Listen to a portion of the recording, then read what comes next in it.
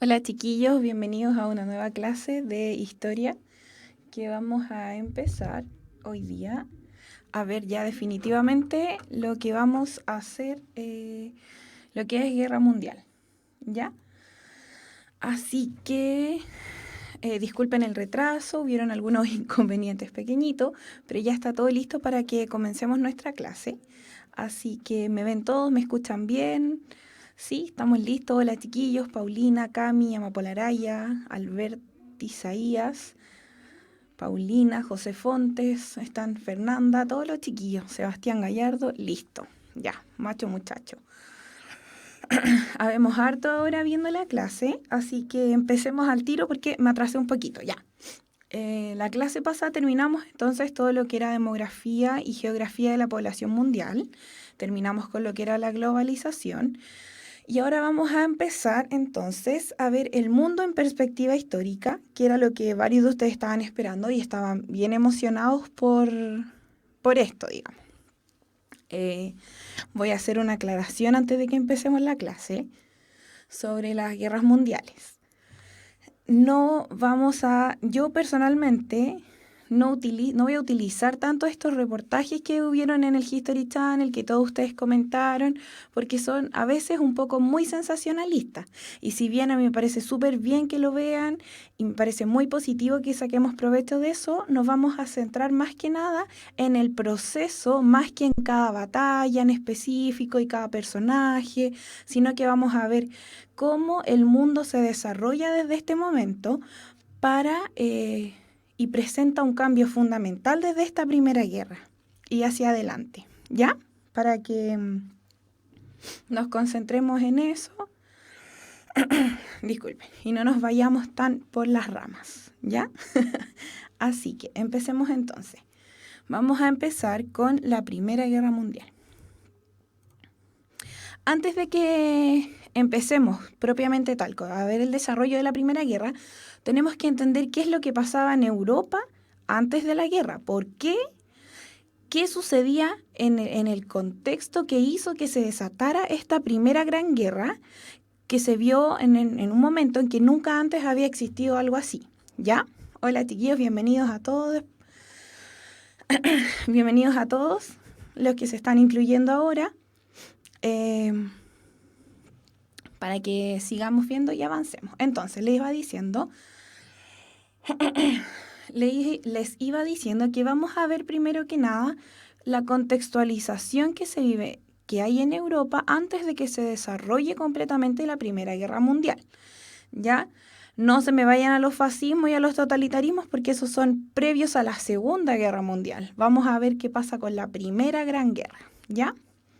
Tenemos que entender entonces que hacia finales del siglo XIX, desde más o menos la mitad del siglo XIX, la población en Europa había presentado un crecimiento, una explosión demográfica súper importante. La población se había casi duplicado al momento de hacia el finales del siglo XIX.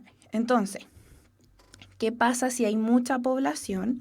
Va a existir, por consiguiente, una sobredemanda de alimentos. O sea, mientras más gente hay, más se necesita consumir. ¿Ya? ¿Me están escuchando, chiquillos? Porque siento que están hablando de cualquier cosa menos de la materia que estamos viendo aquí. ¿Ya? ¿Sí? Hola, chiquillos, estamos todos emocionados por esto. Pero empecemos a contextualizar el mundo antes de la Primera Guerra Mundial. Recién estamos en la primera, chiquillos, todavía no se adelanten, ¿ya? Ahí compartan el grupo de Facebook porque lo están preguntando con bastante urgencia, ¿ya? A ver, chiquillos, aquí todavía no aparece la figura de Hitler. Así que la idea es que si ustedes se van a hacer la clase solo, ¿para qué voy a estar yo aquí? La idea es que trabajemos todos juntos, ¿ya? Ya, chiquillos, vamos haciendo esto, vamos viendo la contextualización antes de la Primera Guerra, porque si no, no vamos a avanzar nunca. ¿Ya? ¿Ya? Entonces, como les iba diciendo, y ahora sí que empecemos la clase, pues chiquillos. Ya, gracias Albert Isaías. Ya, vamos a empezar entonces. Como les iba diciendo, hay que entender qué pasaba en Europa antes de que se desencadenara la Primera Guerra Mundial. ¿Y por qué se desencadena esta Primera Guerra Mundial?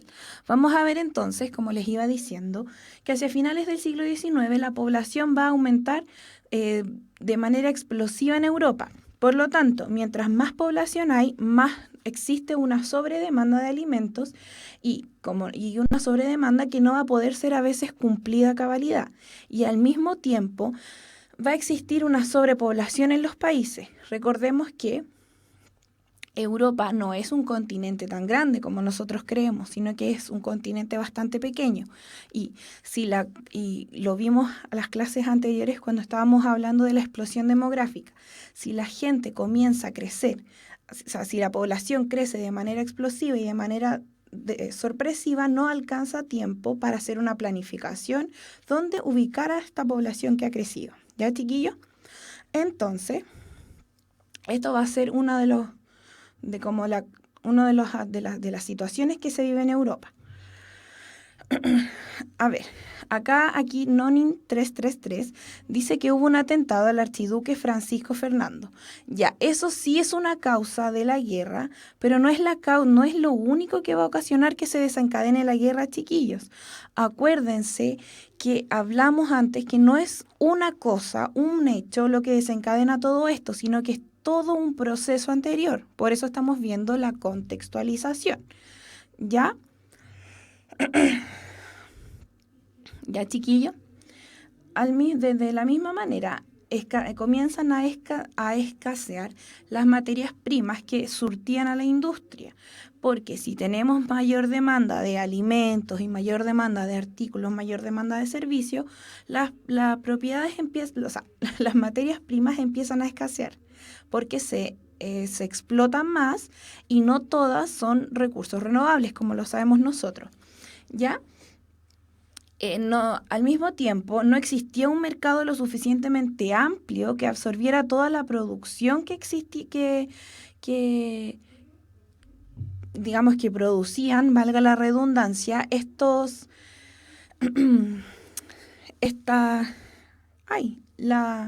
las industrias, digamos. No existía una población, digamos, que fuera a consumir todo esto. O sea, que fuera, claro, a consumir todo lo que se producía, ¿ya? Y al mismo tiempo va a surgir algo que llamamos el proteccionismo, que es, ya chiquillos, concentrémonos en la clase, porque si van a hacer la clase ustedes solos, ¿para qué voy a estar yo aquí hablando, ya? Todavía no estamos hablando de Francisco Fernando, todavía no estamos ni siquiera, está Hitler en el mapa, así que por favor concentrémonos en lo que pasa en la contextualización en antes de que se desencadene la Primera Guerra Mundial, ¿ya? Ya. Después vemos el proteccionismo, que era algo que surge, digamos, en cada país, que busca proteger la industria de su propio país, ¿ya? Y así como se buscaba proteger lo que mi país produce, se va a dificultar en cierta forma el intercambio comercial entre los otros países entre los otros países de Europa, ¿ya? ¿Ya, chiquillos? Y al mismo tiempo van a empezar a surgir de a poquito los nacionalismos y con este nacionalismo el nacionalismo, vamos a aclarar, es un fuerte sentimiento nacional, así, patriota, ¿ya? Es un fuerte sentimiento de que mi país es, digamos, yo tengo que defender a mi país, proteger a mi país, procurar que la producción de mi país sea eficiente. ¿Se dan cuenta entonces? A ver, Amapola, que me hace una pregunta, dígame, que está un poco nerviosa. Amapola Araya, ¿cuál es su pregunta? Dígame nomás. Que tenga relación con lo que estamos viendo, sí, por favor, ¿ya? Voy a avanzar mientras me hace su pregunta. Y como surgen estos nacionalismos, va a haber una carrera por la hegemonía mundial. La hegemonía es... sí, Amapola Araya, hágame su pregunta mientras voy a seguir hablando, porque no he visto su pregunta. Dígame nomás, no se desesperen, chiquillos. ¿Ya?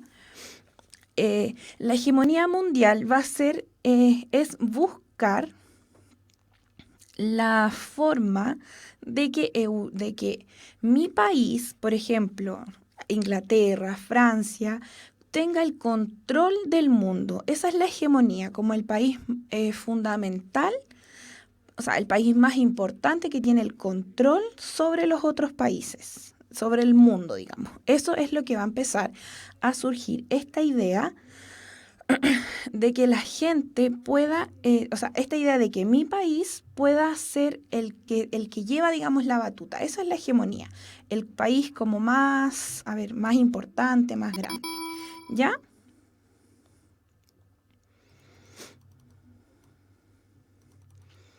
A ver.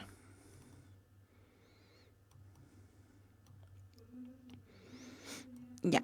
Entonces, a ver, aquí está la pregunta de Amapola que estaba un poco nerviosa y los demás chiquillos. Aquí preguntan, ¿por qué si había una sobrepoblación y por tanto una sobreproducción, la población no se abastecía de esos mismos productos y materias primas? Es una buena pregunta. Pero si te fijas, la población, esto les voy a explicar, cuando la población empieza a crecer, no toda la población tiene la capacidad de comprar estos productos. Ya no sé si respondo a tu pregunta. No todo el mundo puede adquirir los productos que hace la industria. Entonces, a medida que hay más oferta, pero no hay demanda, se empieza a producir una sobreproducción, porque no todos pueden adquirir estos productos. No sé si respondo a tu pregunta, Amapola. Chiquillos, ¿ya? Eso es el tema. A ver, aquí también me preguntan qué relación tiene la hegemonía mundial con la guerra. Esto es lo que va a llevar, chiquillos, ténganme paciencia. La población, o sea, la hegemonía mundial es esta idea de qué país tiene, digamos, poder sobre los otros. Entonces, todos los países quieren tener poder sobre el otro, todos los países quieren ser el país más importante. Todas las naciones, digamos, quieren ser la más relevante. Por eso esto va a desencadenar después la Primera Guerra Mundial, porque va a ser una guerra entre poderes, chiquillos. Las guerras siempre son entre poderes. ¿Ya? Para la pregunta que me hacían ahí de qué tenía que ver la hegemonía. ¿Ya? Entonces, como esto se va a producir de esa manera, como la gente quiere, o sea, no la gente, sino que como el país quiere estar por sobre los otros países también van a querer lo mismo. No es aquí como que un país diga, sí, yo voy a ser el líder y todos me van a seguir. No, va a existir como una carrera para ser digamos, el país que que tiene esta hegemonía. ¿Ya? Aquí Carlos Lizama también pregunta si las rencillas que llevan previas a la Gran Guerra tienen alguna influencia en esta, como la Guerra Franco-Prusiana. Sí, chiquillos, todo esto lo vamos a empezar a ver, así que ténganme paciencia, porque todo lo que sucede en Europa antes de que se desencadene la Primera Guerra Mundial va a ser relevante para que se vaya a desencadenar este. ¿Ya? ¿Ya, chiquillos? Avancemos entonces.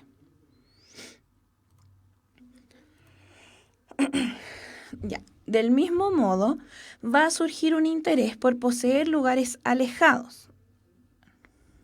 A ver, espérenme, me adelanté mucho. Ya. Va a surgir un interés, en cierta forma, por poseer estos lugares alejados. ¿Ya? ¿Qué tiene esto? ¿Qué significa esto? Significa que los países europeos van a empezar a poner, digamos, el ojo en continentes, en países del continente africano y asiático principalmente. Y los países que están en estos continentes van a llamar especialmente la atención de las mayores potencias europeas, ¿ya? ¿Por qué estos países van a llamar la atención? Aquí yo se los puse, porque en primer lugar estos países cuentan con mucha materia prima, tienen amplios recursos naturales que pueden ser explotados. En segundo lugar, se ve la posibilidad de reubicar en estos países el excedente de población que existe en los países europeos, de trasladarlos de cierta forma hacia estos nuevos continentes, ¿ya? Y después también se considera que en estos países de los continentes africanos y asiáticos va a haber existe la posibilidad de tener un nuevo mercado para los productos europeos. ¿Ya, chiquillos? para que, como si vimos delante, ¿se acuerdan? Dijimos que la producción, no todos podían adquirir esta producción y se producía una sobreproducción, es porque en estos países, en nuestro nuevo mercado, se va a poder, se ve como una posibilidad de que se pueda comprar estos productos, ¿ya?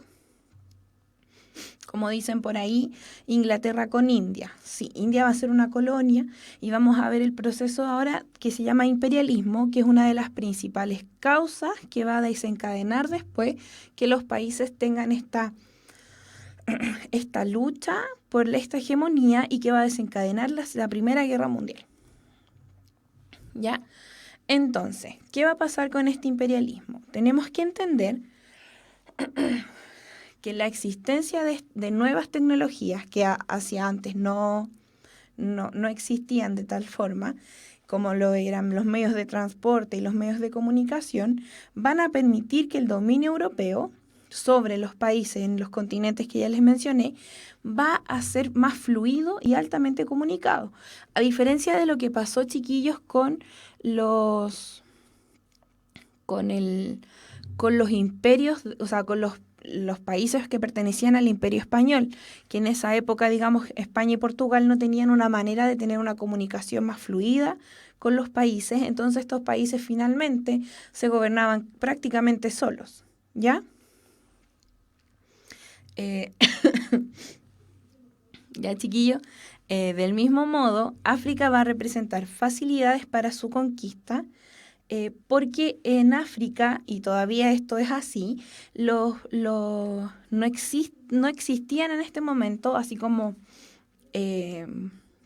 naciones realmente organizadas, sino que existían muchas tribus diferentes que no tenían una organización central como lo conocemos nosotros en nuestros países, como ocurría también en Europa, ¿ya?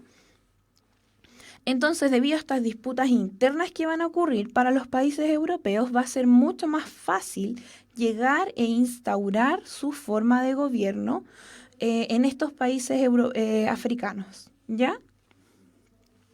Y al contrario de lo que pasó en África, vamos a ver que Asia va a representar un reto para el dominio, digamos, europeo, porque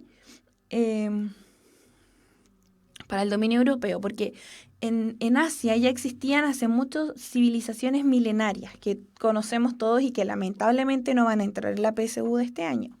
Pero Asia era un país, o sea, era un continente, perdón, que estaba muy bien organizado, quizás no de la misma manera que se organizaban los europeos, pero ellos sí tenían una organización que era milenaria, chiquillos. Las culturas asiáticas vienen de muchos años atrás, muchos milenios atrás, ¿ya? Entonces, esto va a representar como una especie de reto para las naciones europeas que querían conquistar los países asiáticos, al contrario de lo que sucedió en África, ¿ya? Chiquillos, el grupo de Facebook está, no sé por qué no lo pueden compartir por el chat, pero no sé, se lo pueden mandar ustedes mismos de alguna otra forma, pero es Puntaje Nacional Historia, algo así, no me lo sé de memoria, chiquillos, pero concentrémonos en la clase, ¿ya? Así que yo no les puedo enviar el grupo, chiquillos, porque no lo sé, pero después, no sé, pueden hacer algún tipo de otro chat con algún compañero, se pueden agregar a Facebook ustedes mismos, no lo sé, y ahí se comparten el grupo. Pero concentrémonos acá. Necesito saber si les quedó claro esto para poder avanzar o si no, para poder volvérselos a explicar, ¿ya? Para que nos concentremos, ¿les queda clara esta idea de cómo las naciones europeas quieren obtener el control sobre los países de los continentes africanos y asiáticos, ¿ya? Acá preguntan si el imperialismo se daba por fuerza militar, económica y política, por las tres. No es como por una y otra separado, sino que el imperialismo va a tener estas tres fuerzas,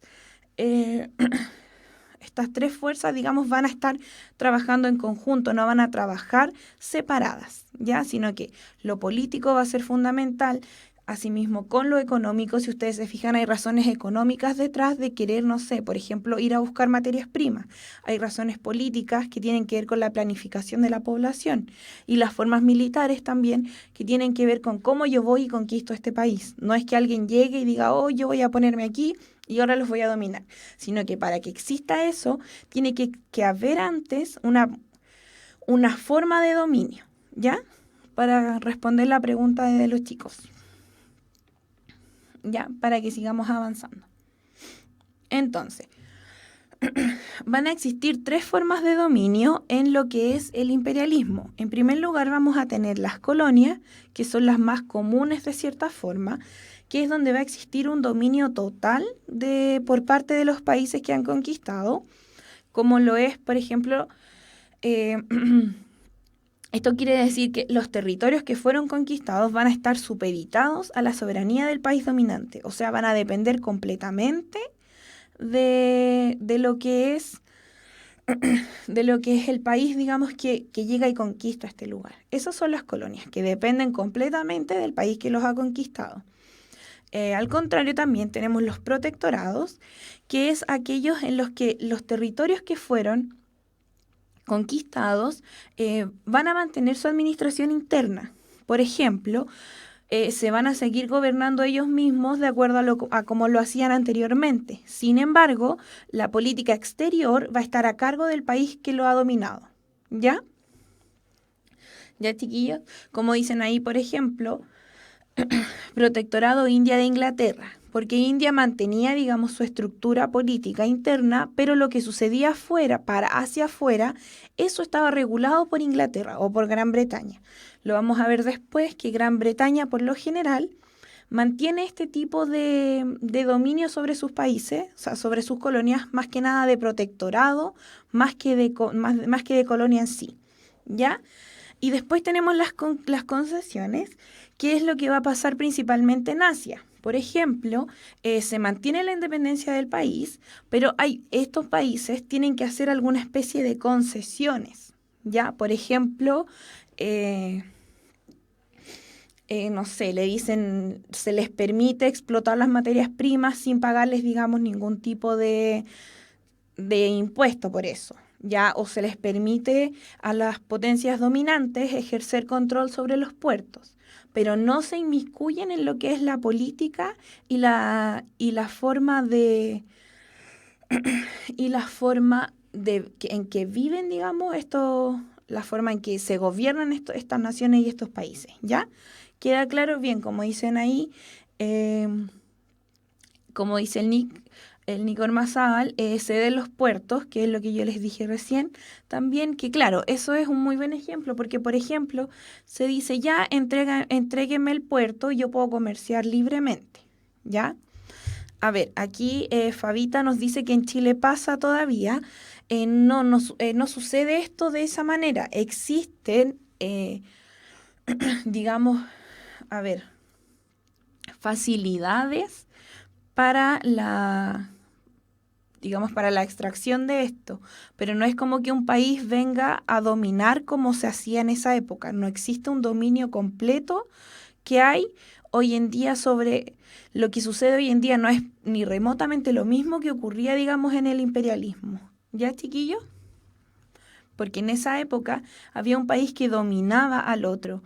Hoy en día lo que sucede son relaciones que existen entre un país y otro que por ejemplo, se eliminan, digamos, los impuestos, como lo es, por ejemplo, en la zona franca, ¿ya?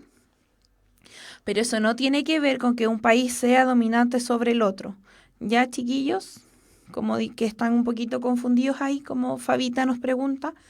No es como lo que sucede en Arica y Perú, porque en Arica y Perú, por ejemplo, en la frontera se han eliminado los impuestos para como incentivar el comercio, pero no se hace de la forma en que se hace que se hacía en esta época. No es que Chile tenga poderío sobre Perú o que Perú tenga poderío sobre Chile y por eso se eliminan los impuestos y por eso se permite el libre traslado, digamos, sino que tiene que ver con otras cosas que tienen relación con lo que vimos la clase pasada, de políticas de políticas de frontera, de políticas de globalización, más que nada. ¿Ya? Lo que sucedía acá en Europa hacia fines del siglo XIX tiene que ver con la forma en que un país ejerce el dominio sobre otro país. ¿Ya? ¿Ya, chiquillos? Para que sigamos avanzando.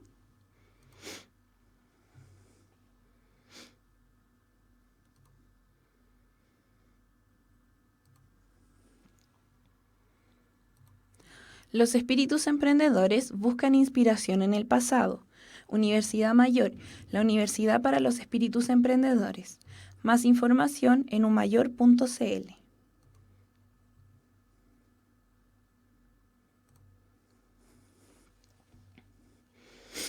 A ver, acá me preguntan si es dominio o imperialismo. Le confunde, aquí dice una niña Fernanda dice que se confunde con este tema. Lo que sucede, chiquillos, es que el imperialismo tiene que ver, lo vamos a ver ahora, con que un imperio domina a otro país. Por ejemplo, a ver, que esto es complejo y se los tengo que explicar, para que de forma que lo entiendan, digamos, más fácil. No confundir el imperialismo que existía en esta época con el imperialismo que existe hoy en día.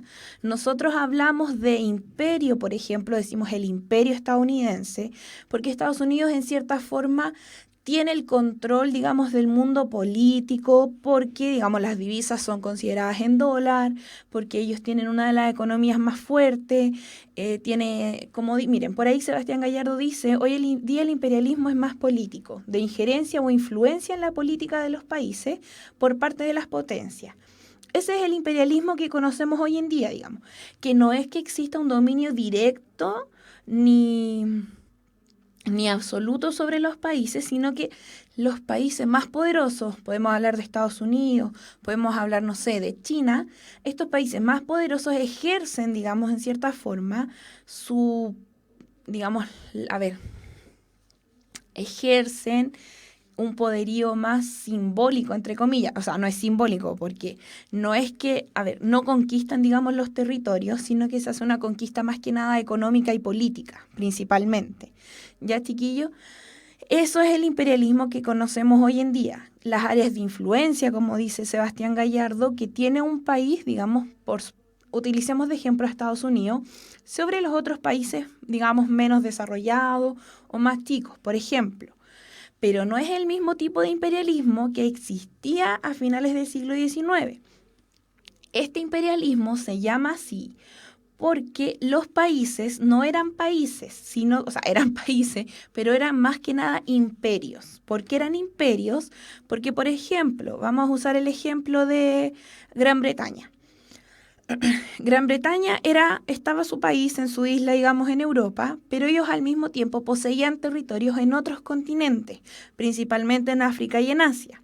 Por eso era un imperio, porque ellos tenían, digamos, más terrenos que donde ellos dominaban, que no es la misma forma de imperio que existe hoy en día. No sé si se lo explico porque igual es confuso. No sé si queda más o menos claro. El imperio que existe hoy en día, o sea, el imperialismo que existe hoy en día es una forma de control, digamos, más que nada económico y que de ahí deriva un poco la influencia política. El imperialismo del que estamos hablando hacia finales del siglo XIX es un imperialismo que tiene que ver con cómo yo conquisto terrenos que están en otros continentes. No sé si queda claro, hoy en día no es como que Chile pertenezca a Estados Unidos, no es como que Argentina pertenezca a Estados Unidos, no. Nosotros somos países independientes aparte, pero que de cierta forma tenemos todo que ver, digamos, con las políticas que se hacen en Estados Unidos hacia el resto. Estamos dominados por la economía estadounidense o también la economía china. No sé si les queda claro, no es la misma forma de imperialismo. Ahí, miren, Amapola y Fernanda nos dicen que ya entendieron y que el imperialismo antiguo era un dominio por sobre otros territorios. Sí, chiquillos, así podemos definirlo de forma más corta y Fernanda también nos dice, y el de hoy día es más que nada político y económico. Esa va a ser, digamos, una de las principales diferencias entre el imperialismo que existía en esa, digamos, a finales del siglo XIX y principios del 20, y el imperialismo que existe hoy en día, que es, digamos, la misma palabra, pero tiene otra connotación. ¿Ya, chiquillos? ¿Nos quedamos claras entonces? Me interesa que esta diferencia quede clarita, como el agua. ¿Ya? Y aquí nos preguntan por el imperialismo ideológico. Ahí nos vamos para otra parte. El imperialismo ideológico tiene que ver con las, digamos, las ideologías, como lo sugiere, digamos, y como lo indica el mismo nombre. El imperialismo ideológico es como una idea, digamos, se impone frente a los otros países por ver, digamos, que a este país le funciona súper bien, entonces podemos imitarla, ¿ya? Pero es otra vertiente, digamos, es otra connotación que le podemos dar al imperialismo. Me interesa que ahora, que claro, el tipo de imperialismo del que estamos hablando ahora es aquel que tiene que ver con cómo, digamos, yo hago crecer mi nación territorialmente y cómo ejerzo el dominio sobre esos países. ¿Ya? ¿Ya, chiquillos? Para que avancemos. No, pues tenemos que ver esta pues si no la hemos visto. ¿Ya? Entonces, frente a esto, al imperialismo, van a surgir, digamos, ciertas dudas de por qué yo, digamos, como nación, como potencia europea, tengo que conquistar, digamos. Existían en cierta forma, están preparadas para la prueba, dicen aquí, me parece maravilloso. Ya, como en cierta forma, las potencias europeas justificaban lo que ellos hacían con estos 3 puntos. No son puntos, digamos, absolutos, ni son situaciones reales, ni eso no quiere decir que yo, su profesora, comparta lo que yo les voy a presentar ahora, pero es lo que, digamos, las potencias europeas se decían a sí mismas para poder, digamos, conquistar estos otros países, digamos, con la conciencia menos sucia, ¿ya? Para, digamos, limpiar un poco todo lo que era lo que estaban haciendo del dominio sobre otras naciones, sobre otros pueblos. Ellos lo justificaban diciendo que existía en primer lugar un deber moral de parte de las potencias europeas que tenía que ver con que yo, como potencia europea, como país desarrollado, voy a ir hacia estos países que están incivilizados, que se matan entre ellos, que no tienen ninguna otra forma, digamos, que no tienen reales formas de organización. Entonces yo como potencia europea voy a ir y voy a imponer mi cultura y mi pensamiento europeo para que estos países, estas naciones a las que yo estoy conquistando, se dejen de matar entre sí, ¿ya? Eso era una de las justificaciones que daban estos países imperialistas para poder, para justificar la conquista que hacían sobre estos otros países. ¿Ya? Después tenemos un deber social, también se busca justificar esto al decir que yo voy a ubicarme en territorios que proveían lo necesario, evitando así la generación de conflicto en los países de Europa. Entonces yo, como potencia europea, voy a seguir poniéndoles el ejemplo, digo, pucha, está la embarrada en mi país, está todo desordenado, hay sobrepoblación, si está sucediendo esto, se puede producir caos. Entonces, para evitar el caos, yo voy a poner... digamos, a mi población que está excedente, voy a buscar otros mercados para evitar que en mi país ocurran conflictos, ¿ya? Y después ellos se justificaban diciendo que tenían un deber religioso. Y esto varía entre las iglesias católicas y protestantes, pero sin embargo ambas van a hacer principalmente lo mismo, que es enviar misiones evangelizadoras para educar a esta gente que estaba incivilizada en mi cultura, en mi religión, para dominar a estas naciones. ¿Ya? Como dicen aquí los chiquillos, era para engrupir solamente, sí, siendo bien coloquial, sí. Oye, se decía eso, se entregaban, digamos, estas razones como para justificar lo que se estaba haciendo, cuando en realidad eh, esto no era tan cierto, no era que yo tuviera un deber moral, ni era que existiera un deber social, ni tampoco un deber religioso, sino que lo que se veía era principalmente beneficios políticos y económicos para estos países.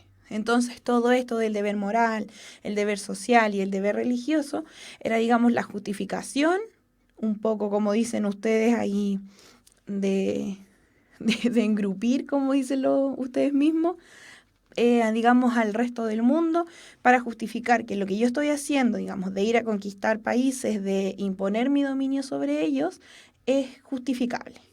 ¿Ya?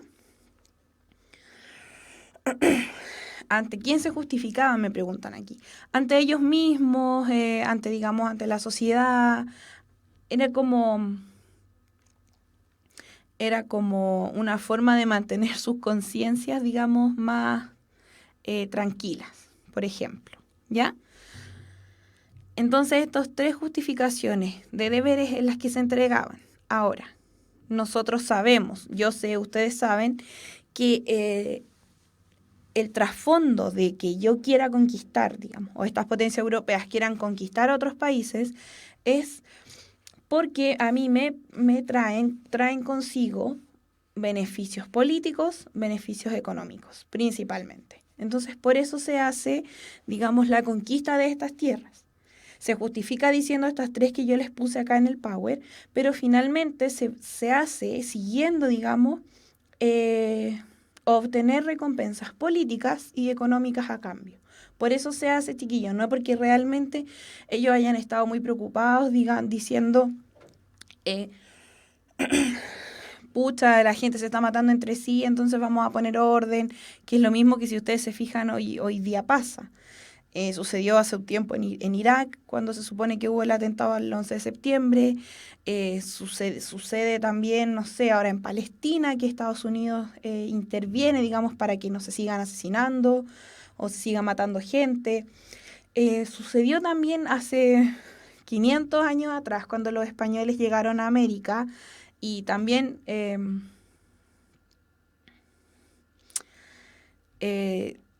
también ellos de cierta forma incentivaban esta forma de dominio.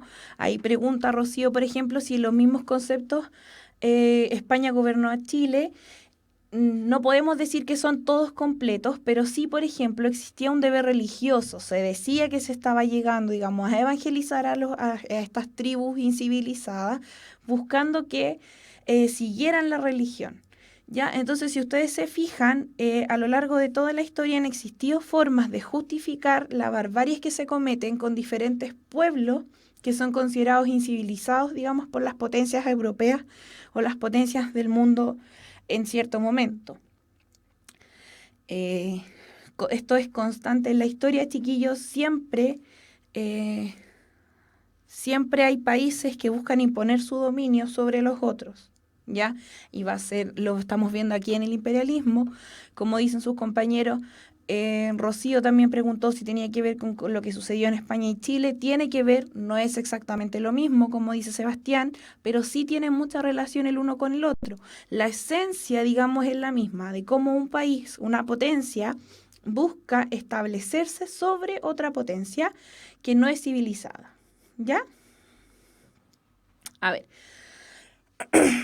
quedamos claro entonces, incivilizado es lo mismo que bárbaras.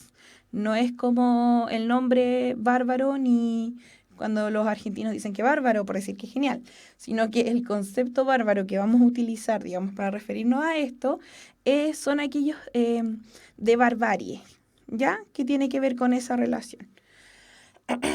¿Ya, chiquillos? Ya. Entonces, repasemos antes de avanzar. El deber moral, que es el deber en que las potencias buscan civilizar a estos países incivilizados, el deber social, que parece que no quedó muy claro, que es el que tiene que ver con que yo quiero evitar que hayan problemas digamos, conflictos sociales en mi país, entonces voy a buscar territorios en los que yo pueda, por ejemplo, trasladar el excedente de población que está, por ejemplo, provocando revueltas en mi nación, trasladarla hacia otros lados y darles, por ejemplo, formar colonias en estos países. En ese sentido es, por ejemplo, yo tomo, por ejemplo, un porcentaje de la población inglesa, la muevo a Australia, por ejemplo, que era una de las principales colonias inglesas en el momento, y la voy a la voy a trasladar a vivir ahí, primero para eliminar el excedente de población de mi país y también para poder, digamos, poblar este nuevo territorio con gente civilizada que se haga cargo, digamos, de civilizar a estas naciones que no lo estaban. No sé si queda clara la idea, ¿ya? A ver, acá me preguntan si en este periodo España llega a Chile o antes. Eso fue mucho antes. España llega a los países americanos en 1492 y se extiende durante todos los 1500 hasta 1600, hasta los 1700 y los 1800, ¿ya? Pero fue mucho antes. Pero sin embargo, si ustedes se fijan, se mantienen las mismas formas de dominio sobre los otros países. Eso estaba tratando de explicarles yo. No es que esto no sucedió al mismo tiempo, para nada. Esto es finales del siglo XIX, esto quiere decir finales de los 1900, o sea, de los 1800, principios de los 1900. Sin embargo, lo que sucede acá cuando los españoles llegan a América, eso fue en 1500 aproximadamente, ¿ya? Entonces no es lo mismo, chiquillos, no es ni remotamente lo mismo, ¿ya? Para que sigamos avanzando. Ya. Entonces, vamos a tener dos, como dice Connie Stark, ahí el imperialismo es un término muy amplio, por eso estuvimos como unos 15 minutos, yo creo, tratando de explicarlo, pero me interesa que ahora les quede claro la idea del imperialismo que estamos viendo en este punto, que es a finales del siglo XIX, comienzos del siglo XX, ¿ya? Que es el que va a ser desencadenante de la Primera Guerra Mundial. Eso es lo que me interesa que les quede claro para que después no se vayan a confundir. Estamos hablando del imperialismo. Chiquillos, se me están yendo para cualquier parte. A ver, me están hablando de en qué año España conquista Chile. Eso fue hacia los 1500, 1492, pero si redondeamos desde los 1500, chiquillos, fue hace muchos años atrás. Yo solamente lo utilicé como un ejemplo para poder explicarles que el imperialismo, las formas de dominio han existido a lo largo de toda la historia de la humanidad. ¿Ya? Pero no es lo mismo, no nos confundamos. Lo que estamos viendo ahora sucedió a finales del siglo XIX, comienzos del siglo XX, o sea, los 1900, chiquillos. Están súper perdidos. Así que borremos Chile de nuestra cabeza, saquémoslo, digamos, demos vuelta a la página y sigamos viendo el imperialismo europeo a finales del siglo XIX, que va a determinar el comienzo entonces de la Primera Guerra Mundial, ¿ya? Entonces, avancemos para que no nos quedemos pegados. Vamos a tener que las principales potencias imperialistas van a ser el Imperio Británico y el Imperio Francés. El Imperio Británico, pucha, chiquillo, mi idea no es que se confundan, le estaba poniendo solamente un ejemplo. Era un ejemplo, chiquillo, lo voy a decir por última vez. Era un ejemplo para que ustedes vieran que las formas de dominio de los pueblos civilizados sobre los otros pueblos se han ido extendiendo a lo largo de toda la historia de la humanidad. Eso era lo único que yo quería que les quedara clara cuando hablamos del ejemplo de cuando se dominó, digamos, a los países americanos. Pero nada más, fue un ejemplo a la pasada, así muy superficial. Ahora estamos hablando de las potencias imperialistas en Europa, que fue, vuelvo a repetir, espero que por última vez, hacia finales del siglo XIX, comienzos del siglo XX, o sea, más o menos en los años 1900. ¿Ya, chiquillos? Para que respiremos, nos centremos en lo que estamos ahora, que esto es lo más importante ya. O sea, no es lo más importante, sino que es lo importante en esta clase. Ya vamos a ver en algún momento todo lo que tiene que ver con las potencias americanas y cómo nuestro país se va desarrollando.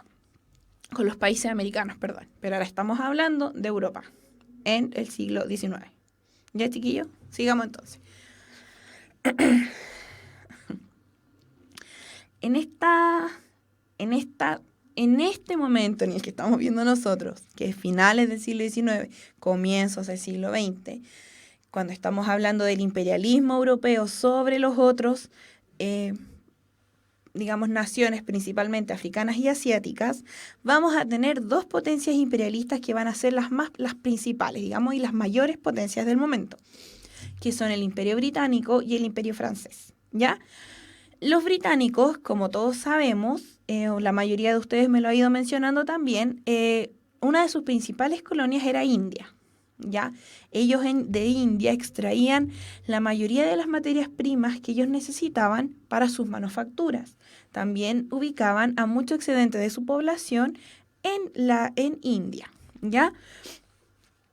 Generalmente, las colonias británicas gozaban de una amplia autonomía, como les dije yo delante, que tenía que ver más que nada con esto de los protectorados. Perdónenme, chiquillos, ¿ya? Que tenía que ver con esto de los protectorados y que tenían una política, digamos, autónoma. Sin embargo, ellos se hacían cargo, los británicos se hacían cargo de las políticas externas de estos países, ¿ya? Y por otro lado, vamos a ver ahora en la próxima diapositiva un mapita donde vamos a ver las principales colonias y territorios conquistados por estos imperios. Pero ténganme paciencia. La otra potencia, digamos, es el imperio francés, que ellos lograron el dominio en gran parte del territorio africano y también en Indochina, que es digamos, bueno, lo vamos a ver en el mapa, está bajito de China. Entonces esto a ellos les permitía tener una comunicación directa con China, quienes ya en la época eran un país muy fuerte, un imperio muy fuerte. Al contrario de lo que sucedía con las colonias británicas, que digamos gozaban de cierta autonomía, las colonias francesas eran anexadas al territorio central. Esto quiere decir que eran gobernadas por los franceses, ¿ya? O sea, todo lo que sucedía ahí dependía de lo que se decía en Francia misma. Y por lo tanto, nosotros vamos a ver que estos países de África que fueron conquistados por los franceses, hoy en día se ha replicado mucho su cultura y también se adoptó su lengua. Entonces, la mayoría de estos países que fueron, digamos, dominados por los franceses, todavía se habla francés porque se adoptó la lengua de los franceses como la lengua oficial, ¿ya? Esto sucede principalmente, chiquillos, en Argelia. Y voy a ponerles un ejemplo súper futbolero. Pero, por ejemplo, Zidane, que igual es como viejito, pero yo me acuerdo de él, era argelino. Y muchos otros futbolistas franceses son de Argelia. Han nacido en Argelia, pero se trasladan a jugar por Francia, ¿ya? Porque Argelia era una de las colonias francesas más importantes y más determinantes en el momento. ¿Ya, chiquillos? Entonces, ustedes se fijan la relación que existía entre las colonias francesas con Francia era como que fueran parte del mismo imperio, se consideraban todos como parte digamos, de Francia. Por eso se replica el habla, por eso también hay muchos, siguiendo con el ejemplo de Argelia, vivían, digamos, o sea, no vivían en Francia, pero sí eran considerados franceses y juegan, digamos, muchas veces por la selección de fútbol de Francia, ¿ya? Como para ponerles un ejemplo, para que a ustedes les quede así como clarito a los chiquillos y chiquillas que les gusta el fútbol, ¿ya? Como les decía yo delante, algunos de los países asiáticos presentaron una amplia resistencia frente a los países imperialistas, China principalmente, porque era un país muy potente ya en ese momento, ¿ya? Y entonces, ¿qué va a pasar con esto, digamos, con esta negativa de China?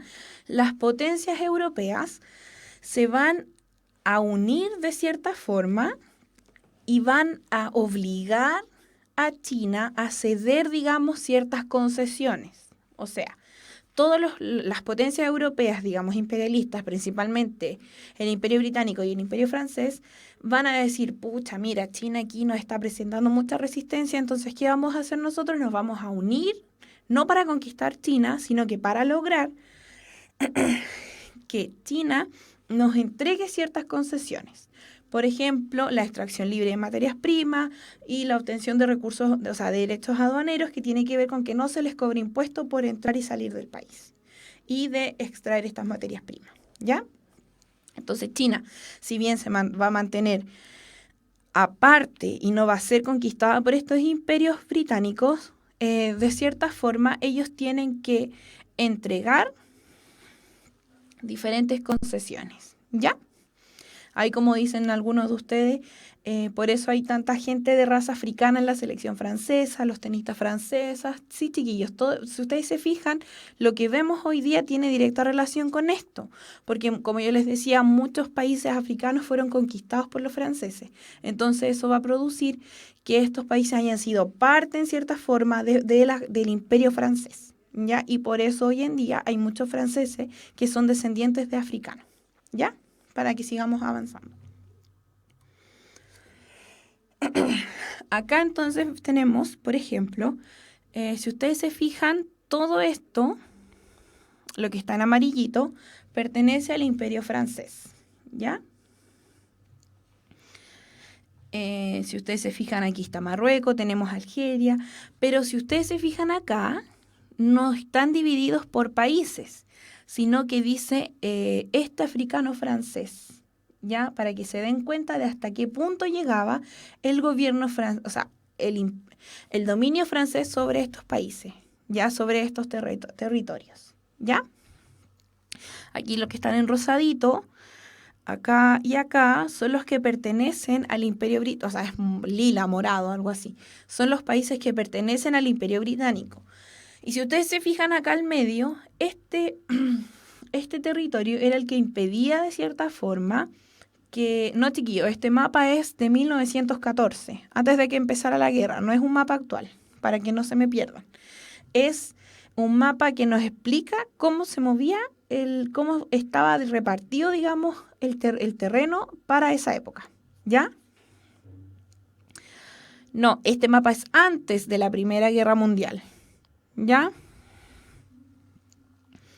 Entonces, si ustedes se fijan aquí, es el único que, este pedacito, es el único que impide que el imperio británico sea continuo, ¿ya? Y acá tenemos otros imperios, por ejemplo, el alemán, que son estos países que están acá, portugués, los que están en naranjo, español, los que están en rosadito, y países independientes, Liberia y Etiopía, que eran los únicos dos países independientes que existían en África en ese momento, ¿ya?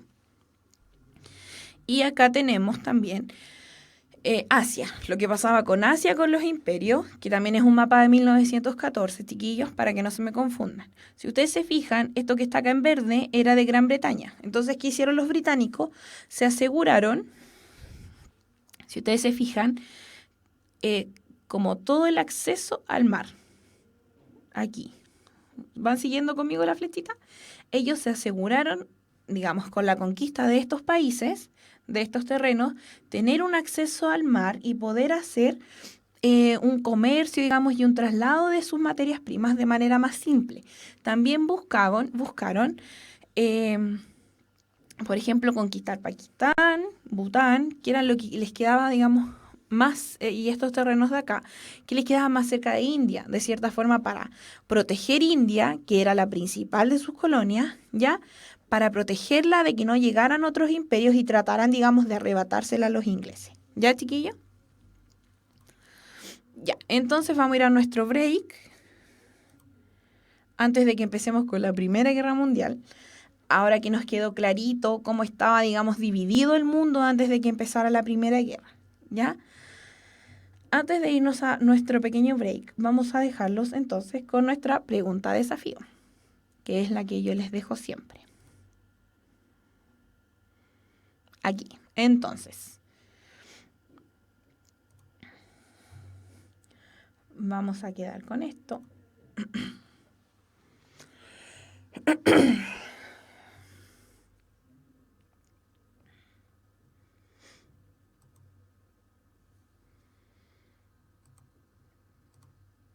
Ya, para que nos vamos a tomar agüita, no sé, lo que quieran hacer en este pequeño break que vamos a tener. Entonces, la pregunta dice,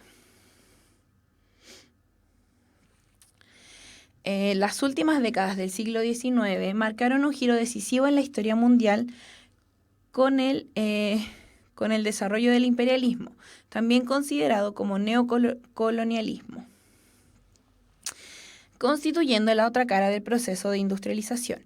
Este imperialismo tuvo entre sus características el que diversos países europeos, 1. Penetraron en Asia y África para acaparar la mayor cantidad de tierras e imponer allí su dominio. 2. Dividieron el mundo en áreas estratégicas funcionales a las grandes concentraciones de capital. 3. Establecieron una estructura económica con la intención de aventajar a otros estados competidores. Ya, de ahí tenemos solo 2, solo 3, solo 1 y 2, solo 1 y 3, 1, 2 y 3. Entonces nos vamos con esto para que ustedes analicen la pregunta con lo que acabamos de ver del imperialismo y volvemos, nos vemos en un ratito. ¿Ya?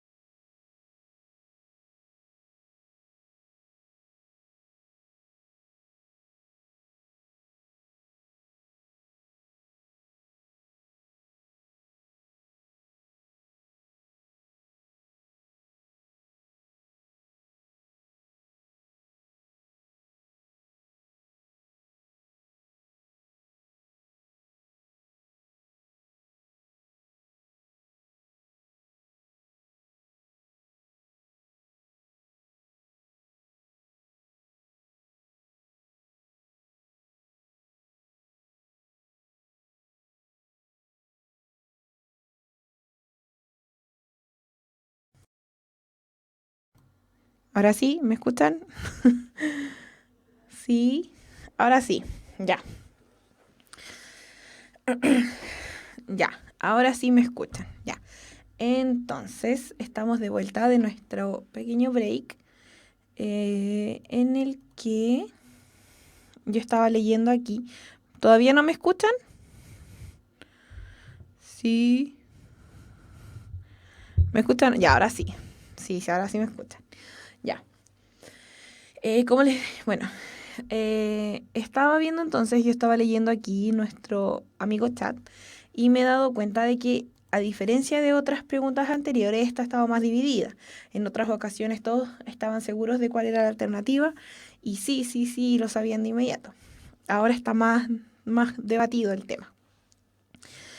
Entonces, vamos a ver cuáles eran las alternativas. Penetraron en Asia y África para acaparar la mayor cantidad de tierras e imponer allí su dominio. ¿Qué decimos acá? A ver, ¿es correcto esto de que los países europeos penetraron en Asia y África para acaparar la mayor cantidad de tierras e imponer allí su dominio? Eh, ¿Estamos de acuerdo en que esta es porque sí? Ya. Vamos a explicar entonces por qué esta, digamos, la uno sí es. Es la uno porque como ya vimos, los países europeos buscan en los territorios, en los países, en las naciones africanas y asiáticas, acaparar la mayor cantidad de tierras posibles, imponer allí su dominio. Esto sí es así porque vimos recién en el mapa y nos dimos cuenta de que mientras ellos, por ejemplo, yo les mostré cómo había funcionado, digamos, la conquista que hizo el Imperio Británico sobre Asia, que acapararon, digamos, la mayor cantidad de territorios que les permitieran para así imponer su dominio en ese lugar. Lo mismo sucedía en África, ¿se acuerdan que era así como casi todo hacia abajo? Para ellos imponer su dominio en ese territorio. Entonces tenemos claro que la uno sí es, ¿ya? Tenemos también entonces que dividieron el mundo en áreas estratégicas funcionales a las grandes concentraciones de capital. Si ustedes se fijan, antes de que nos fuéramos al break, y por ahí alguien lo dijo también, yo estuve fijándome, creo que fue Rocío, que dijo que Gran Bretaña se había apoderado de las costas. Muy bien, eso ya nos explica completamente que la 2 también sí es. Entonces, de cierta forma, los países buscaron establecer su dominio en áreas estratégicas que fueran funcionales para ellos concentrar su capital. Como decía Rocío, el ejemplo de Gran Bretaña, ellos se instalaron en las costas para de esa forma tener un acceso estratégico al comercio marítimo y también hacia su principal colonia, digamos que era India. Entonces ellos no llegaron y conquistaron cualquier territorio o el territorio que les quedara libre. No era porque sí, era porque si ellos se instalaban en estos sectores, esto les permitiría tener un control, digamos, sobre la salida al mar y también tener acceso, digamos, a su colonia principal, que era India. ¿Ya? Y la 3 entonces nos dice que establecieron una estructura económica con la intención de aventajar a otros estados competidores. Y esto también es cierto, porque si ustedes se fijan, eh, los países buscaban tener mayor dominio, digamos, sobre ciertos territorios que digamos, proveyeran de materias primas. Que así les permitiera afianzar su economía, ¿ya? Y también de esta forma imponer su dominio sobre los otros estados que también estaban conquistando. O sea, si yo logro imponerme económicamente sobre los otros, significa que en cierta forma me voy a imponer, digamos, y voy a tener una opción para lograr, digamos, esta hegemonía mundial que es, digamos, el país más poderoso que hay en el momento en el mundo. Entonces, si tenemos que todas estas son correctas, nuestra alternativa sería la alternativa E. ¿Ya? Varios de ustedes estaban entre la D y la E, y eso es muy bueno porque significa que tenían más o menos claro, eh, tenían claro a qué, digamos, las motivaciones que existieron por parte de estas potencias imperialistas en hacerse cargo, digamos, en conquistar estos territorios para poder, digamos, ser el Estado como el número uno, ¿ya? El imperio número uno. Ya, chiquillos, por eso es la alternativa E, porque todas estas tres alternativas que se nos dan acá van a conjugar entre sí para lograr, digamos, que los países imperialistas sean capaces digamos, de posicionarse como como el país, digamos, más poderoso del momento. ¿Ya? Quedamos claros entonces con eso. Para que avancemos en la Primera Guerra Mundial. Me había equivocado, tenían razón ustedes, había puesto la misma fecha, había puesto 1918, pero lo arreglé ahí mientras ustedes estaban en break, ¿ya? Para que vean que los errores de tipeo suceden, ¿ya? Entonces, vamos.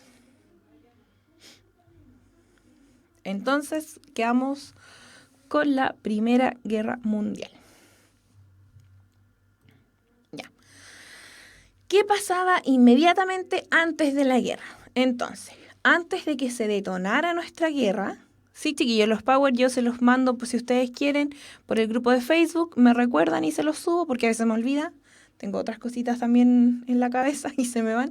Pero ustedes me lo ponen ahí en el grupo y yo lo subo al tiro, ¿ya? Entonces, dijimos que todo este tema del imperialismo y la guerra por ser el país dominante del mundo estaba presente y estaba latente y era como un ambiente bien tenso que se vivía en Europa. Entonces, ¿qué pasó inmediatamente antes de esto? Inmediatamente antes de que detonara la guerra, es lo que vamos a empezar a ver ahora, ¿ya?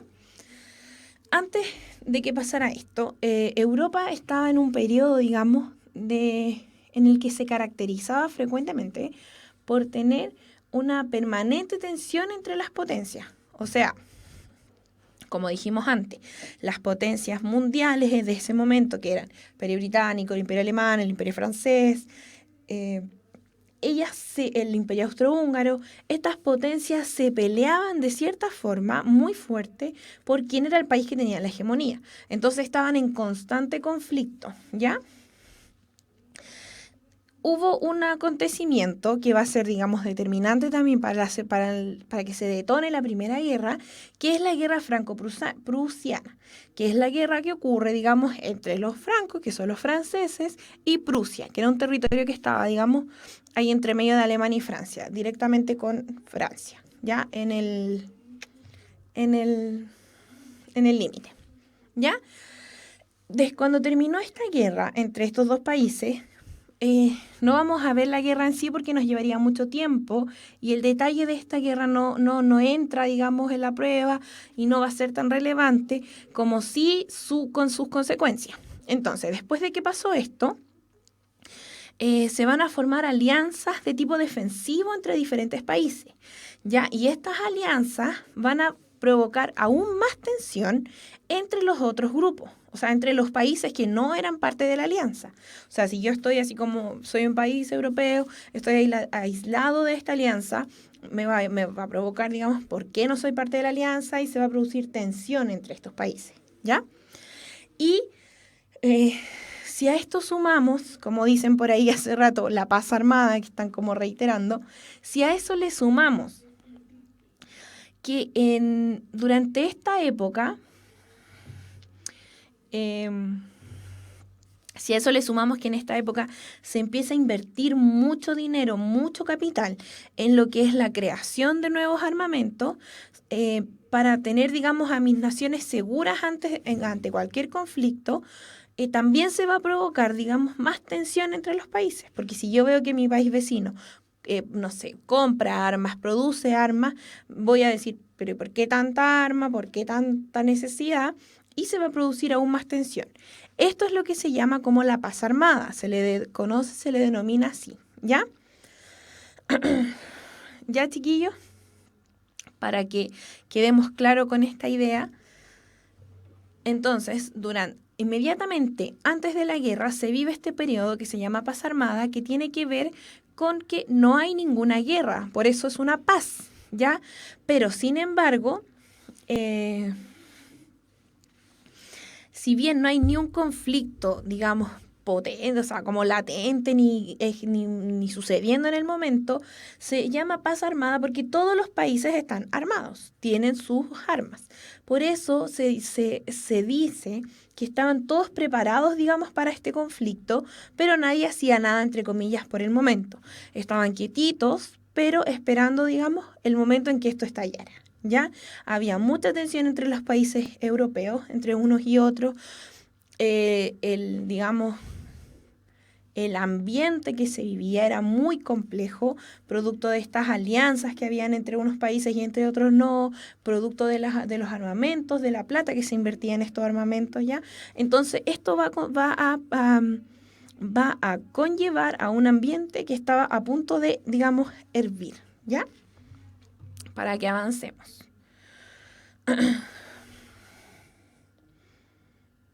A ver, aquí me pregunta para la gente que no tiene Facebook. No sé cómo lo puede hacer.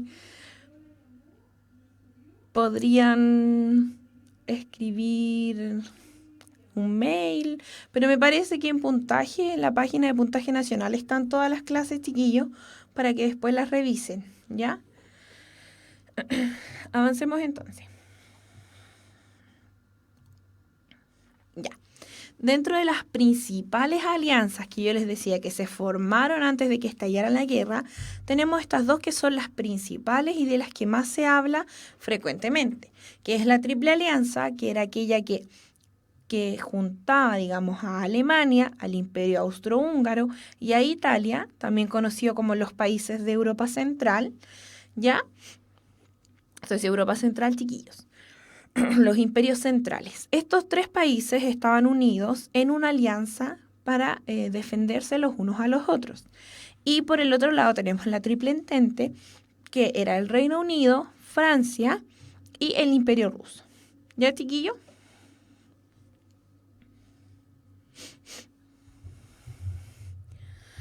¿Ya? Y acá tenemos, por ejemplo, Serbia era un país que va a ser determinante para el estallido de la guerra, así que tenemos que tener ojo. Y Serbia era un país que era aliado del Imperio Ruso, ¿ya? Entonces, vamos a ver, estas son las dos alianzas principales que existían antes de que se desarrolle la Primera Guerra Mundial, ¿ya? Que son los estados centrales, nuevamente repito, Austria, o sea, el Imperio Austrohúngaro, Alemania e Italia, y por el otro lado la Triple Entente, que es el Reino Unido, Francia y el Imperio Ruso, ¿ya? ¿Qué va a pasar entonces? Serbia va a representar, como yo les dije acá que se fijaran en Serbia, que está aquí abajito, aquí, este pequeño país que está aquí abajo. Serbia va a representar un punto de discordia entre el Imperio Ruso y el Imperio Austrohúngaro, porque si ustedes se fijan, vamos a volver atrás, Serbia colinda y es un país limítrofe con el Imperio Austrohúngaro. ¿Ya? Entonces, producto de eso va a representar un punto de discordia entre el Imperio Ruso y el Imperio Austrohúngaro, ¿ya? Y los serbios, como ya les dije, que eran protegidos por Rusia, buscaban la unificación de los eslavos que estaban en Europa del Sur y se oponían al Imperio Austrohúngaro, ¿ya? Recordemos que el Imperio Austrohúngaro era un imperio muy fuerte, era una potencia europea en el momento, y ellos buscaban, digamos, seguir anexando su territorio. Los serbios buscaban entonces la independencia de algunos de los países eslavos que estaban en Europa del Este, de la independencia del Imperio Austrohúngaro. Chiquillos, no estamos hablando de lo que pasa después, centrémonos en el tiempo. Esto es antes de 1914. Yugoslavia, Croacia, Bosnia-Herzegovina, no sé, todos esos países van a existir después de esto. En este momento estamos hablando de Serbia, ¿ya? Para que no nos vamos por las ramas, porque si no, nunca vamos a entender, ¿ya? ¿Ya, chiquillos? Para que no nos vamos a cualquier otra parte. Entonces, entre Rusia y Austria-Hungría se disputaba la península de los Balcanes, que representaba para ellos un acceso estratégico al Mediterráneo. O sea, el que tenía la península de los Balcanes, digamos, tenía un acceso mucho más estratégico hacia el mar Mediterráneo, y el mar Mediterráneo les permite moverse hacia todos los otros mares, ¿ya? Porque queda así como justo ahí, ¿ya? Chiquillos, Triple Alianza, Triple Entente son dos alianzas diferentes, una de los estados de Europa Central y la otra con estados de Alemania. O sea, la Triple Alianza que tiene a los estados de Europa Central, que son Alemania, el Imperio Austrohúngaro y Italia, y la Triple Alianza por el otro lado, la Triple Entente por el otro lado, que es Inglaterra, Francia y Rusia. Esas son las dos alianzas principales que van a haber en este momento. Ya, chiquillos, antes de que detone la Primera Guerra Mundial. ¿Ya? Entonces, ¿qué va a pasar? ¿Cuál va a ser la gota que va a rebalsar nuestro vaso? ¿Ya? Sí, no me enojo, chiquillos, pero es que se van para cualquier parte. Y la idea es que alcancemos a ver esto. Ya nos pasó con nuestras clases anteriores de geografía, que nos demoramos muchísimo en verlo. Y no podemos demorarnos tanto, porque si no, no vamos a alcanzar a ver todos los temas que hay antes de su PSU. ¿Ya, chiquillos? La Triple Entente, chiquillos, es una alianza que existía entre Gran Bretaña, entre Francia y entre Rusia. No sé qué más les puedo explicar respecto a eso. Y la Triple Alianza, por el otro lado, es esta misma alianza que existía, pero entre Alemania, Italia y el Imperio Austrohúngaro. Son alianzas de la época, chiquillos. ¿Ya? Entonces, lo que vimos hasta el momento era como la tensión que se vivía entre los países y por qué se vivía esta tensión. Entonces, ¿qué va a pasar después?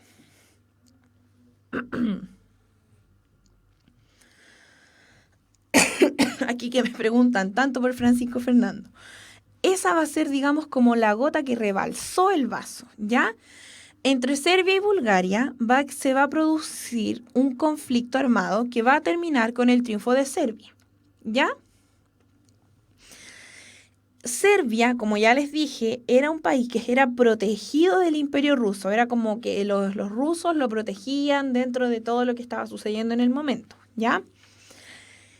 ¿Qué va a pasar entonces? La creciente presencia que tiene Rusia en Serbia va a ser considerada peligrosa por los países, por los intereses alemanes y austriacos, ¿ya? Austrohúngaros. ¿Qué va a pasar entonces? Van a estar en alerta permanente para ver qué está pasando con Serbia, por qué tanta relación con Rusia, digamos, sobre todo considerando que Serbia, como les dije delante, tenía que ver, o sea, estaba en el límite con Austria-Hungría. Ya, chiquillos, sí es bueno que me hagan preguntas, pero tenemos que hacer preguntas que tengan que ver, digamos, con lo que estamos viendo en la clase. No me sirve nada que me pregunten por la disolución o por la guerra entre Bosnia y Herzegovina, si eso va a ser mucho después, ¿ya? A mí me encantaría que tuviéramos más tiempo para poder debatir todos estos temas, porque como yo les dije anteriormente, una cosa en historia lleva a la otra. Pero lamentablemente no tenemos mucho tiempo. Esto es una especie de intensivo, tenemos que achicar, digamos, y tratar lo principal que vamos a ver en la PSU para que así a ustedes les pueda ir bien. ¿Ya, chiquillos? Entonces, ¿qué va a pasar? Los alemanes y el Imperio Austrohúngaro van a estar así como muy atentos a lo que está sucediendo con Europa, o sea, con Rusia, digamos, en Serbia. Entonces, ¿qué va a pasar después de todo esto? Van a asesinar a Francisco Fernando. Y aquí está Francisco Fernando para todos los que están preguntando por él desde que empezamos la clase, ¿ya? Nacionalistas serbios van a asesinar a Francisco Fernando, que era el heredero del Imperio Austrohúngaro, ¿ya? En Sarajevo. A él lo van a matar, ¿ya? ¿Ya, chiquillos? Van a matar a Francisco Fernando, que como les dije yo, era el heredero al trono del Imperio Austrohúngaro. Entonces a él lo matan. ¿Quién lo mata?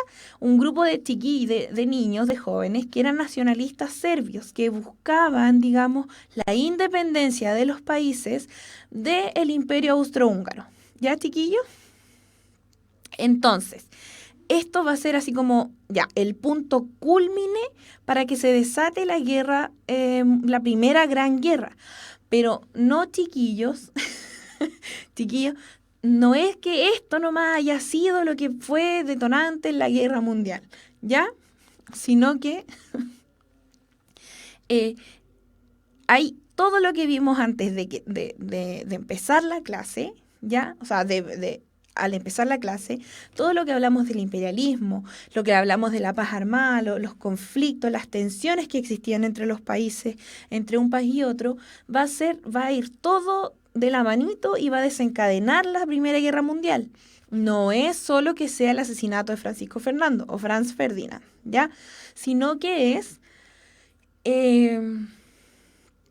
todo esto junto. ¿Ya, chiquillos? Todo este clima que se vivía va a desencadenar la Primera Guerra Mundial. Pero cuando matan a Francisco Fernando es como que, no, ya, aquí ya es demasiado. Entonces, ¿qué va a pasar con esto? Las clases de historia, chiquillos, son desde las 4:30 hasta las 6:15, para los que preguntan por ahí. ¿Qué va a pasar con esto entonces? Austria-Hungría le va a declarar la guerra a Serbia, porque fue un nacionalista serbio el que asesinó a Francisco Fernando, que era el heredero del trono austrohúngaro.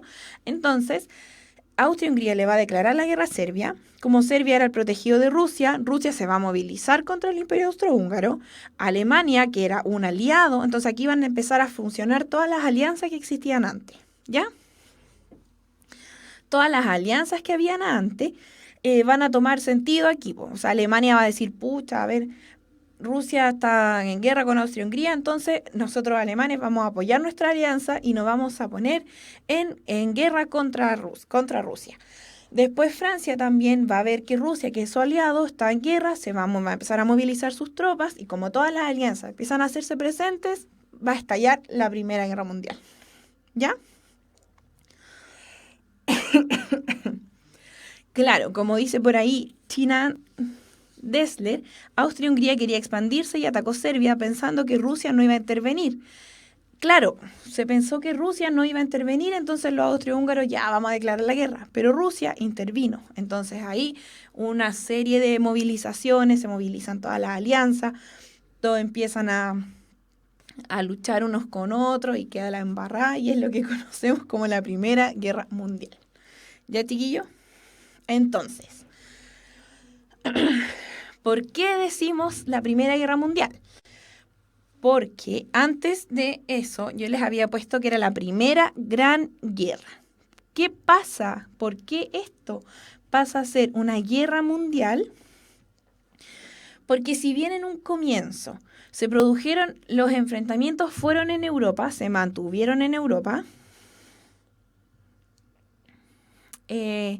después se van a empezar a trasladar estas batallas que estaban ocurriendo en Europa a los otros territorios en manos europeas, o sea, a las colonias, ¿ya?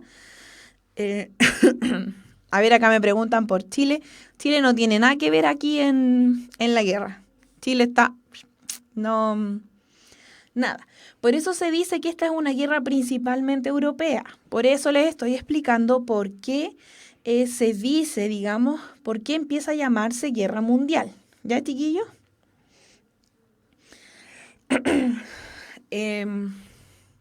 Vamos a ver por qué se llama guerra mundial.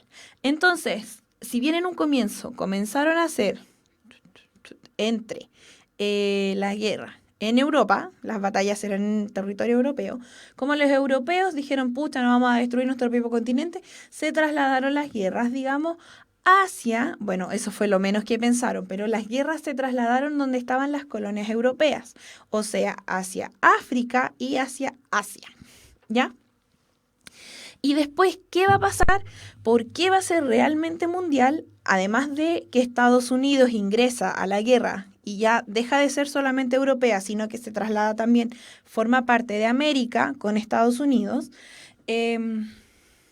lo que realmente va a marcar, digamos, su carácter de mundial, van a ser las repercusiones y las consecuencias posteriores a esta guerra, que van a ser las que le van a dar este carácter de mundial. Porque después de esta guerra vamos a ver que va a quedar, digamos, la embarrada en todo el mundo, ¿ya? Por eso es guerra mundial. ¿Ya, chiquillos? Ya. No sé si alcancemos a ver esto. Avancemos un poquito más. Entonces, ¿tenemos dudas hasta el momento? No. Estamos todos... vamos bien en el avance. Entonces, tenemos que en la guerra se debate si hay, digamos, 2, 3 fases, cuánta cantidad, pero las principales van a ser la fase de movimientos. Me confundí en la fecha. En 1914. El último 9 tiene que ser un paréntesis. ¿Ya? Se me va, pues chiquillos, sí. No soy tan perfecta, ¿ven? Se me van ciertas cosas. Déjenme arreglarlo al tiro.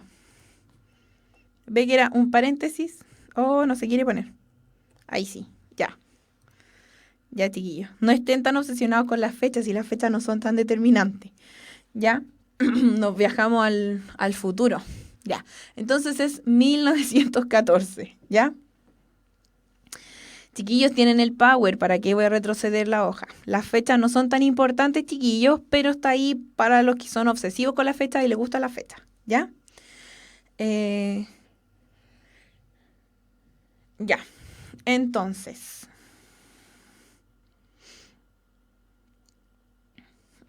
Ya.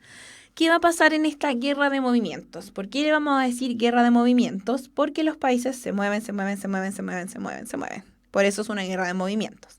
En primer lugar, lo que va a pasar es que Alemania va a buscar derrotar a Francia y a Rusia, que eran, digamos, sus principales enemigos, a través de maniobras ofensivas. Y ustedes saben que lo ofensivo es cuando yo busco atacar, ¿cierto? Pasa en el fútbol, pasa en básquetbol, pasa en los deportes, pasa en la vida también. La ofensiva es cuando yo ataco, busco, digamos, a mi enemigo. Yo me acerco a atacar, ¿ya? Por eso va a ser una guerra ofensiva y de movimientos.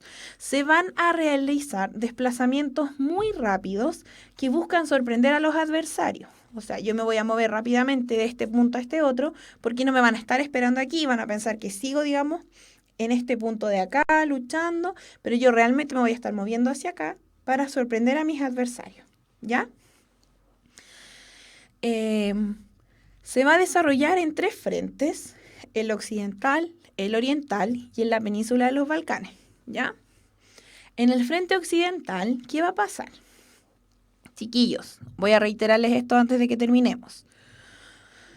Lo relevante de la Primera Guerra Mundial no es que se aprendan de memoria las fechas, no es que se aprendan de memoria las batallas, no es que se aprendan de memoria el general del ejército no sé cuánto.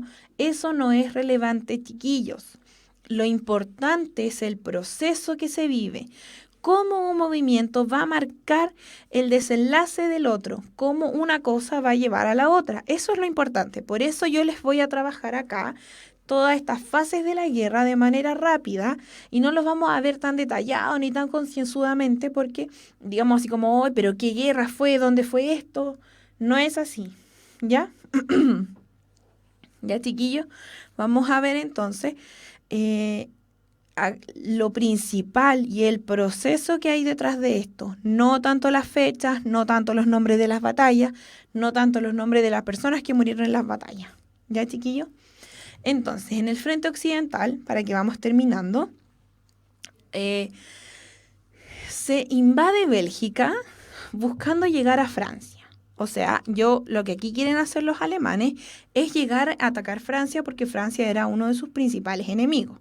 ¿Ya, chiquillos? Antes de llegar a París, los franceses van a presentar resistencia, o sea, los franceses no van a dejar que los alemanes avancen hasta París, sino que se van a poner en el río Marne, no sé cómo se dirá en francés, y van a presentar resistencia en este punto. Entonces los alemanes van a descuidar el frente al querer moverse rápidamente hacia otro frente y los franceses van a impedir que el ejército alemán avance hasta París. ¿Ya? Eso va a estar pasando en el frente occidental. Y por otro lado, en el frente oriental, los rusos van a penetrar por Prusia para llegar a Alemania, ¿ya? Y van a sorprender al ejército alemán. Sin embargo, los alemanes van a derrotar al ejército ruso y van a frenar también el avance de los rusos hacia Alemania, ¿ya? ¿Qué va a pasar entonces? Los rusos se van a apoderar de la Galicia austriaca y de Serbia. Ya dijimos que Serbia era como el protegido de Rusia, entonces los rusos se van a instalar ahí en Serbia y desde ahí van a tener una posición estratégica hacia el Imperio Austrohúngaro. ¿Ya, chiquillos? Y después vamos a ver que en estos dos puntos, cuando se impide el avance hacia París para los alemanes y cuando cuando los rusos se instalan en Serbia, aquí se va a estabilizar los frentes. Ya no van a poder seguir avanzando. Entonces, si no puedo seguir moviéndome, ya no voy a estar en una guerra, en la etapa de la guerra de movimientos, sino que va a dar paso a la otra etapa que no vamos a alcanzar a ver ahora, que es la guerra de posiciones. ¿Ya? No la vamos a alcanzar a ver ahora, pero vamos a esperar, vamos a verla en la próxima clase, cuando empecemos con eso, y creo que alcanzaremos a ver lo que es Revolución Rusa también y la crisis del 29, todo lo que es el periodo de entreguerras, ¿ya? Hasta aquí llegamos, chiquillos. Reitero, cualquier duda me la hacen llegar por el grupo de Facebook, por el grupo, ustedes escriben su pregunta, y si me demoro mucho en contestar, me recuerdan porque no me llegan todas las notificaciones de repente. ¿Qué más? Cualquier duda, debate o ganas de, no sé, de pelear que tengan, de debatir, me la hacen por el grupo de Facebook. El PowerPoint ya está subido para que lo descarguen. Si es que alguien no pudiera descargarlo, también se lo puedo subir al grupo de Facebook. Y eso es nuestro canal, digamos, oficial de comunicación. Ya, chiquillos, entonces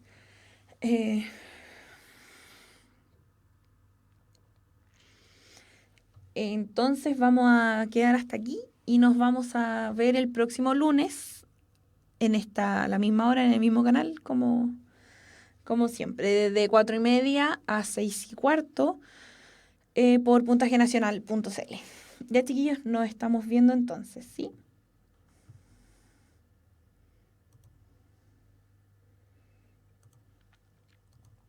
Los espíritus emprendedores quieren dejar su huella en la historia.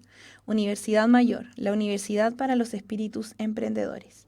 Más información en umayor.cl.